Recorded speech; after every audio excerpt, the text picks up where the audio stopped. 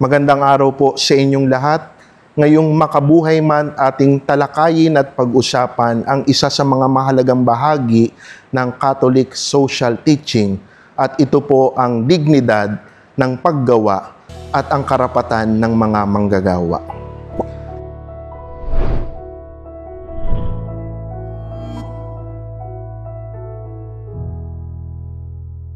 Lahat tayo ay may tungkulin, lahat tayo ay may trabaho. Pero ang tanong, naiintindihan ba natin ang tunay na halaga ng paggawa? Ngayon, palalalimin natin ang halaga o dignidad ng paggawa at ang karapatan ng mga manggagawa upang higit na maunawaan natin. May dalawang importanteng dokumento po ang simbahan patungkol dito.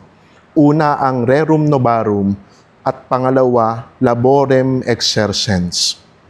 Noong 1891, isinulat ni Pope Leo XIII ang Rerum Novarum na nangangahulugang of new things.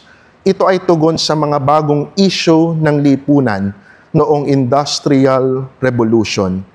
Ito po yung pag-aabuso sa mga manggagawa, child labor, at kawalan ng katarungan sa sahod. Sa dokumentong ito, pinagtibay ng simbahan na ang mga manggagawa ay may karapatan sa makatarungang sahod, ligtas na kalagayan sa trabaho, at pagkakaroon ng oras para sa pahinga at pamilya.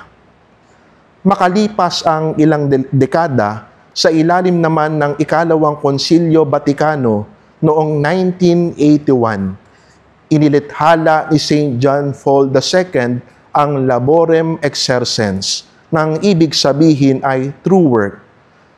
Dito mas pinagtibay ang dignidad ng trabaho, na ang paggawa ay hindi lang simpleng trabaho, ito ay bahagi ng ating pagkatao. Sabi sa Laborem Exercens, paragraph number 25, by means of work, man participates in the activity of the Creator. Ang paggawa ay hindi lamang paraan para kumita ng pera. Ito ay isang paraan ng pakikibahagi sa paglikha ng Diyos o para sa ikatataguyod ng bawat buhay.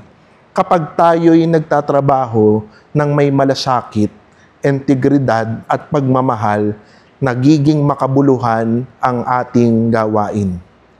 Ang dignidad ng paggawa ay nangangahulugan ng walang maliit na trabaho, walang pagkukumpara, kundi ang trabaho ay bahagi ng pagpapahalaga sa buhay ng tao.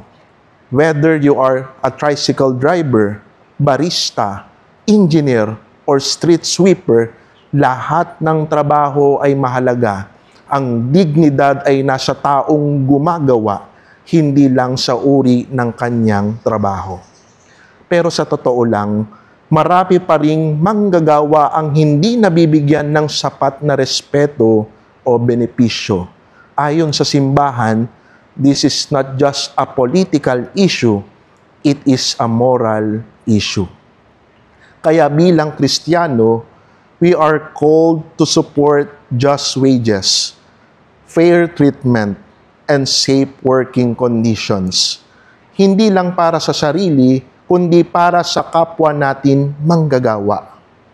Bilang mga Kristiyano, ano nga ba ang ating maaaring gawin? Una, igalang ang lahat ng mga manggagawa. Pangalawa, tumulong sa mga advokasiyang labor rights. Pangatlo, at kung ikaw ay employer o leader, be just and compassionate. Sabi sa Laborem Exercens, work should be for man, not man for work. Ito ay nagbibigay diin na ang tao ang dapat laging nasa sentro ng paggawa. Ang trabaho ay umiiral upang magsilbi sa tao, hindi ang tao ang dapat maging alipin ng trabaho. Ipinapakita nito ang likas na dignidad ng manggagawa na hindi maaaring sukatin lamang batay sa ekonomiya o produksyon. Sa huli, Lahat ng gawain, simple man o mataas, ay may halaga sa mata ng Diyos. Basta ito'y ginagawa ng may puso, pagmamalasakit at pananampalataya. Ipaglaban natin ang dignidad ng paggawa. Igalang natin ang karapatan ng mga manggagawa dahil bawat pawis may dangal.